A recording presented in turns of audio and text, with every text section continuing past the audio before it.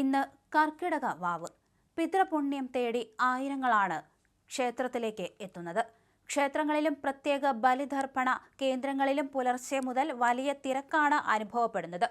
തിരുവനന്തപുരം ജില്ലയിലെ വിവിധ ഇടങ്ങളിലും കർക്കിടക വാവ് ബലിതർപ്പണത്തിനായി ആയിരങ്ങൾ എത്തിയിട്ടുണ്ട്. അതേസമയം ആലുവ ശിവക്ഷേത്രത്തിലും നിരവധി ആളുകളാണ് എത്തിയിരിക്കുന്നത്. തിരുവനന്തപുരത്ത് പ്രശസ്തമായ തിരുവല്ലം പരശുരാമ ക്ഷേത്രം, വർക്കല പാപനാശം കടപ്പുറം, ശംഖുമുഖം കടപ്പുറം തുടങ്ങിയ പ്രധാന ഇടങ്ങളിൽ ഇന്ന് രാവിലെ മുതൽ ബലിതർപ്പണ ചടങ്ങുകൾ ആരംഭിച്ചിട്ടുണ്ട്.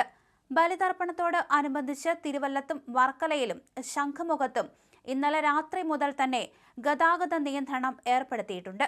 കർക്കിടക വാവ് ബലിയെ തുടർന്ന് വയനാട് തിരുനെല്ലി ക്ഷേത്രത്തിൽ പുലർച്ചെ 3 മണി മുതൽ ചടങ്ങുകൾ തുടങ്ങിയിട്ടുണ്ട്.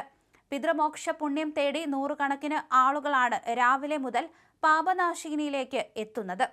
തിരക്ക് കണക്കിലെടുത്ത് തന്നെ പ്രത്യേക ക്രമീകരണങ്ങൾ നേരത്തെ തന്നെ ഒരുക്കിയിരുന്നു.